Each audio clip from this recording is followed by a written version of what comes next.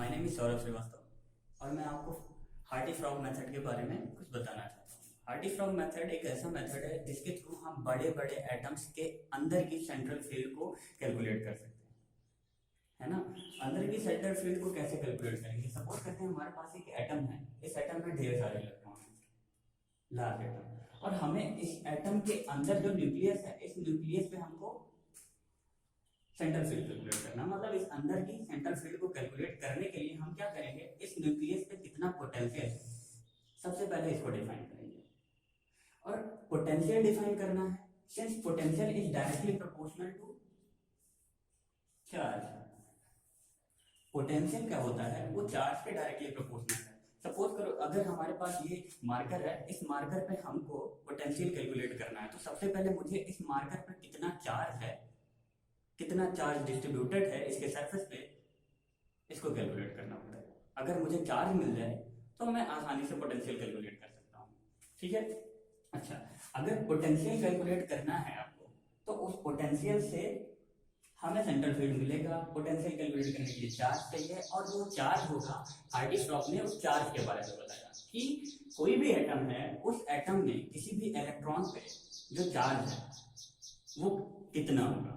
हम बेसिकली जानते हैं अगर कोई एटम है उस पर चार्ज क्यू है, किसी एक इलेक्ट्रॉन की बात करें तो उस पर चार्ज इतना हम लोग लिखते हैं क्यू ई। पर बड़े एटम की बात की जाए तो बड़े एटम में तो कहीं ना कहीं आपके एक एटम में कई सारे फोर्सेस इन्वॉल्व होने वाले हैं। पहला फोर्स तो न्यूक्लियर पे, जो यहाँ पे इस इलेक्ट्रॉन का इस पे होगा न्यूक्लियर के साथ, एक बोल सकते हो आप इलेक्ट्रोस्टैटिक अट्रैक्शन फोर्स होने वाला है जो कि इस इलेक्ट्रॉन का न्यूक्लियस पे लगेगा। उसके बाद इलेक्ट्रॉन के बीच में फोर्स लगने वाला है, इंटरेक्शन, यानी कई सारी फोर्सेस इन्वॉल्व होने में। ऐसे केस में जो आपकी एनर्जी है वो वेरी कर जाएगी। आप एग्जैक्ट फोर्स, आप एग्जैक्ट फील्ड निकालने नहीं पाओगे। इसके लिए हम क्वांटम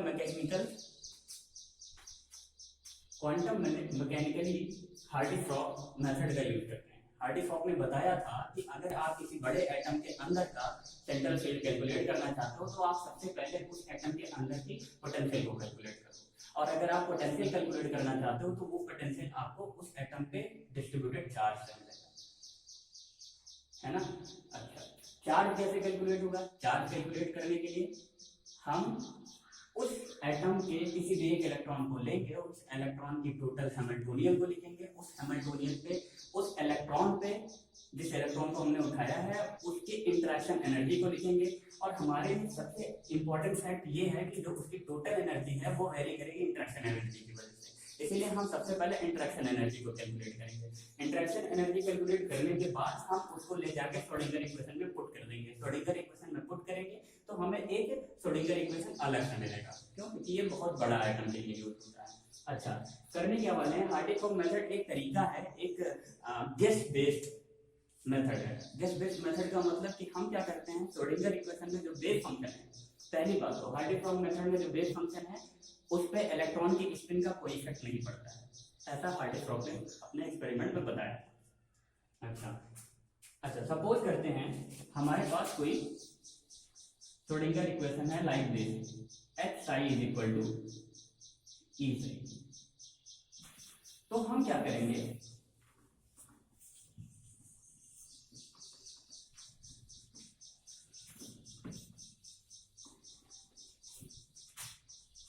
इस श्रोडिंगर इक्वेशन में हम सबसे पहले गेस के आधार पे इस बेस फंक्शन को कंसीडर करेंगे। सपोज करेंगे इस बेस फंक्शन का सॉल्यूशन कुछ होगा जो हम अपने हिसाब से कंसीडर कर लेंगे। उसके बाद हम उस इलेक्ट्रॉन के लिए इस बेस फंक्शन को पुट करेंगे, एक एक्सप्रेशन मिलेगा। इक्वेशन सॉल्व करने के बाद, जैसा कि हम पहले श्रोडिंगर रिप्रेजेंटेशन में करते थे, हाइजेनबर्ग रिप्रेजेंटेशन में करते थे, मैट्रिक्स फॉर्म में, हर तरह की हम रिप्रेजेंटेशन पहले देख चुके हैं। तो हम इस बेस फंक्शन को कंसीडर करेंगे और उसके बाद इस श्रोडिंगर इक्वेशन को सॉल्व करेंगे। जो हमारी सॉल्यूशन आएगी उसको हम इक्वेशन बना के छोड़ देंगे। फिर क्या करेंगे, उस इलेक्ट्रॉन के उस क्वांटम स्टेट के लिए जो इक्वेशन सॉल्व किया है, हम अगले इलेक्ट्रॉन के अगले क्वांटम स्टेट के लिए इक्वेशन सॉल्व करेंगे सेम सॉल्यूशन के साथ। अगर दोनों क्वांटम स्टेट के सॉल्यूशन सेम होंगे तो हम इस कंडीशन को बोलेंगे सेल्फ कंसिस्टेंट मेथड। बट अगर दोनों सॉल्यूशन डिफरेंट आ जाते हैं तो हम क्या करेंगे, जो हमारा वेव फंक्शन था उसको हम नेग्लेक्ट कर देंगे, दूसरा वेव फंक्शन लेंगे। यानी कि जो पहले वेव फंक्शन कंसीडर किया था, जिसके आधार पे हमने पहले इलेक्ट्रॉन के लिए श्रोडिंगर इक्वेशन सॉल्व करके सॉल्यूशन लेके आए थे, उसी वेव फंक्शन के साथ ही हम दूसरे इलेक्ट्रॉन पे जाएंगे और फिर वेव फंक्शन फिर से हम सॉल्यूशन लेके आएंगे, उसमें पुट करेंगे। अगर दोनों मैच करेंगे तो इस कंडीशन को बोलेंगे सेल्फ कंसिस्टेंट मेथड। हार्डी का सेल्फ कंसिस्टेंट मेथड यही होता है कि अगर जो आपके पास वेव फंक्शन है वो अलग अलग क्वांटम स्टेट के लिए सेम रहे और उसके साथ सॉल्यूशन अलग अलग इलेक्ट्रॉन की भी सेम आए, पर अगर सेम नहीं आती है तो सेल्फ कंसिस्टेंसी एग्जिस्ट नहीं करेगी। अच्छा, तो अब हैमिल्टोनियन की बात करते हैं। जब इलेक्ट्रॉन वेरी करेगा, रोटेशन होगा, इसके मोशन का कोई इफेक्ट नहीं होने वाला है, इसीलिए हम लोग डायरेक्ट अपनी हैमिल्टोनियन की बात करते हैं। जो हैमिल्टोनियन होगा, अब एटम बड़ा है तो हम सबसे पहले काइनेटिक एनर्जी देख लेते हैं क्या होगी। डायरेक्ट हैमिल्टोनियन की बात करते हैं।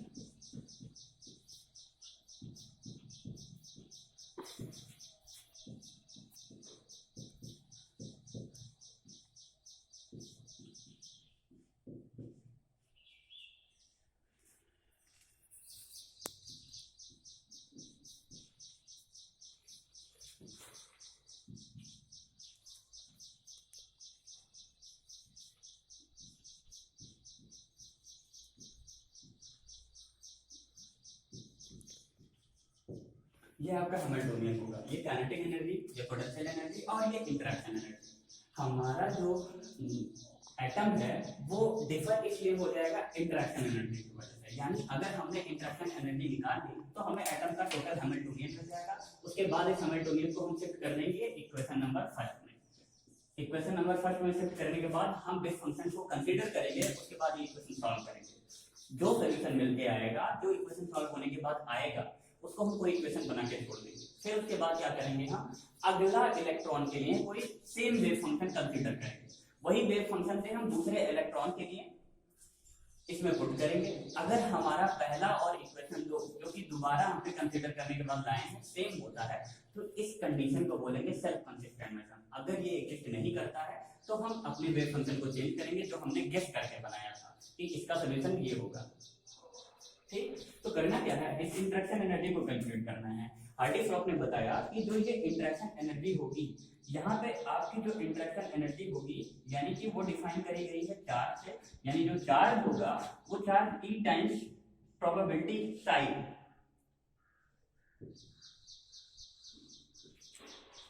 यानी कि चार्ज डिस्ट्रीब्यूशन किसी भी एटम के ऊपर E टाइम्स उस वहां पे उपस्थित वेव फंक्शन की प्रोबेबिलिटी से डिसाइड करते हैं।